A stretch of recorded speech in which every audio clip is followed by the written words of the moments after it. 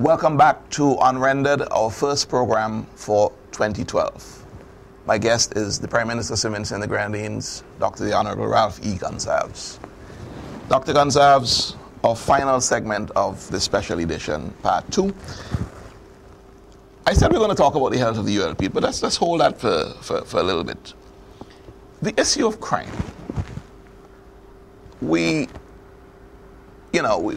see that it's on the increase in as far as these things are reported.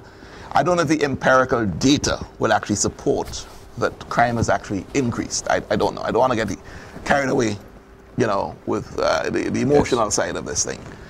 But certainly, crime cannot be condoned in any fashion when it's on the increase or the decrease. I mean, crime is crime.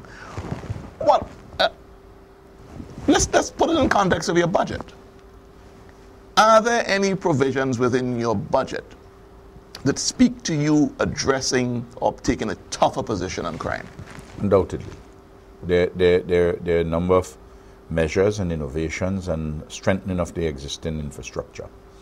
Let us first of all understand this, that crime is a many-sided and complex issue.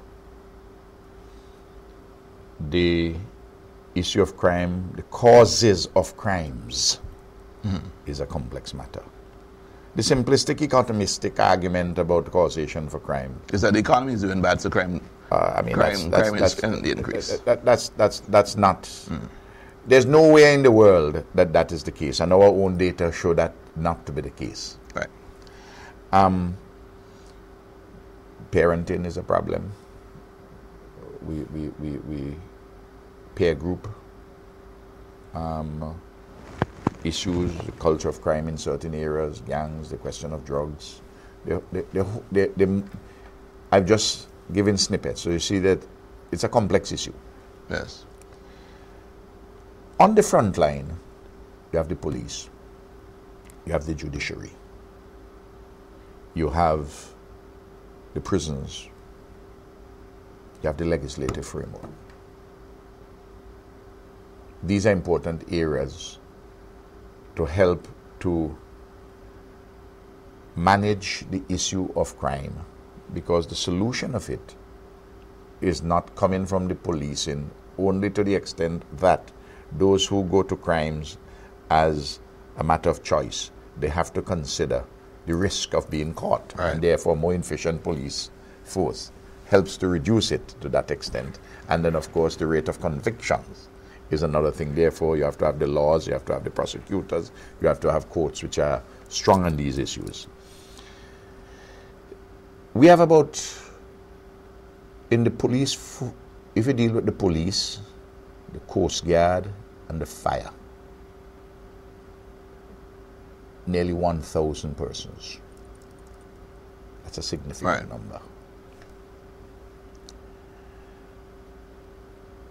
We're doing the training as never before. The physical facilities as never before. We have enhanced their wages, police officers, their salaries, and benefits. The Coast Guard, we're getting 2 Coast Guard vessels this year from the United States. This month, next month, we're starting the Coast Guard base in Canawan. Okay. We have done reform of the law to strengthen the position against criminals while not denying people their individual rights and freedoms. We are having continuous assizes so that there will be speedier trials, and the magistracy, in conjunction with the Chief Justice, that they have worked out also a series of rules to speed up trials. We have a National Prosecution Service. Yes. There's also the DPP's office has produced a code for prosecutors. So we strengthen in those areas. We're hoping to move into the prisons at Belial, at least part of it. And therefore, we want to strengthen the issue of rehabilitation. Then, of course, there are social and economic policies which help it. For the young people, you know, when we came to office, you had about 100 cadets. We now have 900. So that is an organization that has grown.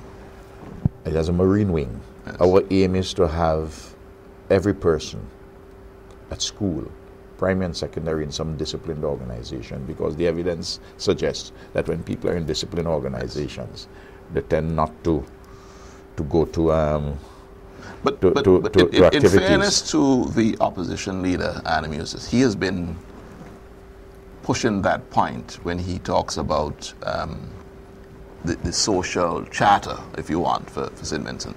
He has been pushing the point of those sorts of organizations, building them, and so I guess you guys are on the same page with that. Well, we have in Parliament in February 2003 a 14-point strategy for dealing with crime, and we have updated. We have National Commission on Crime Prevention, where they do a lot of very serious work. Let's say taking the training of police. About half the policemen are doing some kind of a training of one kind or other, getting themselves their O-levels, some doing post-secondary work.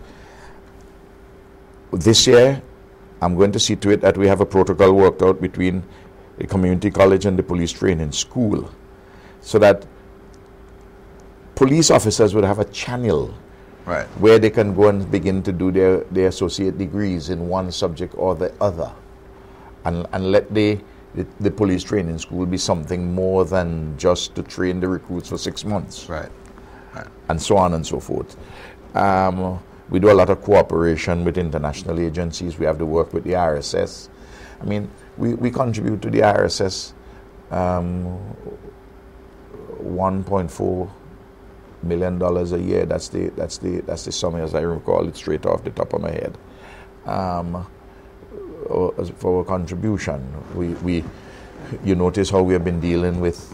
We have done a lot of work in clamping down on money launderers and people who are involved in crime, and we are breaking the back of the gang violence.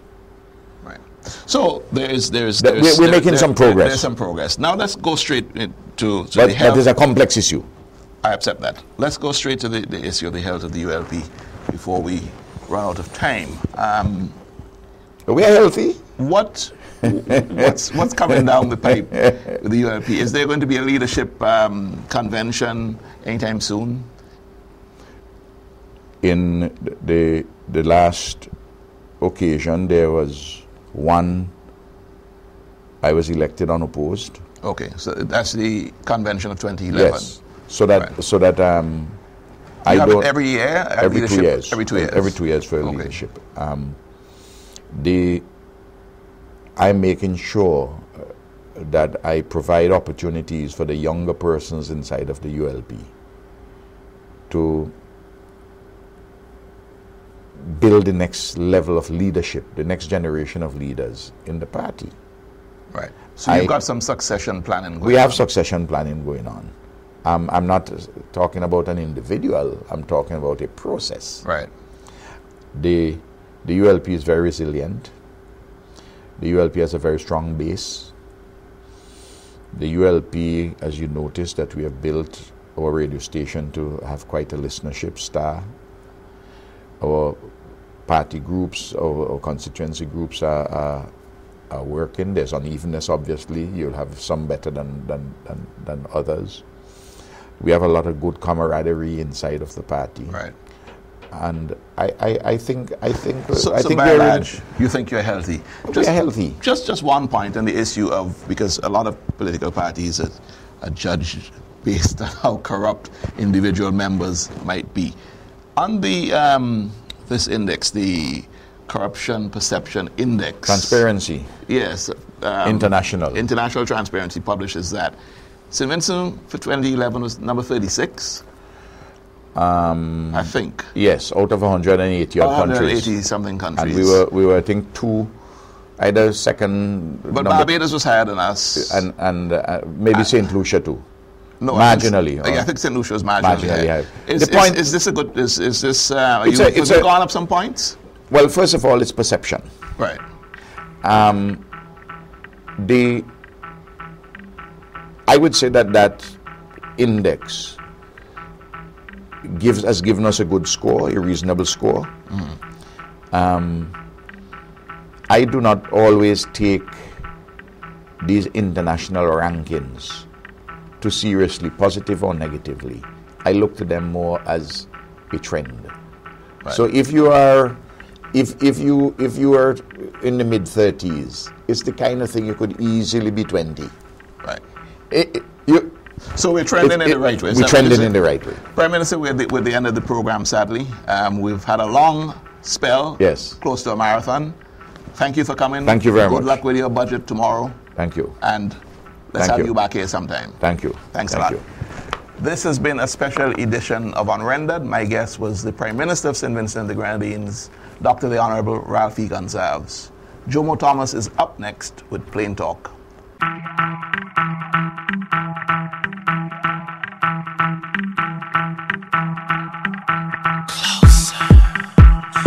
My name is Jomo Thomas, and this is Plain Talk. 2011 was a lost year. Our country cannot afford another lost year. 2011 was a lost year. The NDP lost the elections it should have won in December of 2010 and was determined by overthrow or underthrow to replace Gonsalves and the ULP as the legitimate government of our country. 2011 was a lost year because for the first 4 months of the year, the governing Unity Labour Party government suspended the basic functions of government to protect itself from NDP insurgents who stormed the parliamentary grounds in an attempt to bring parliament to a standstill, occupied the streets of Kingstown and tried to turn over a fire engine. 2011 was lost because there was never a year in living memory when so many persons cried out for the hard economic times and difficulties they faced in their daily lives. 2011 was lost because our economy registered its third consecutive year of negative economic growth. 2011 was lost because our politicians, in the face of an international economic and financial crisis that appears to be getting worse, could not elevate themselves above glib talk.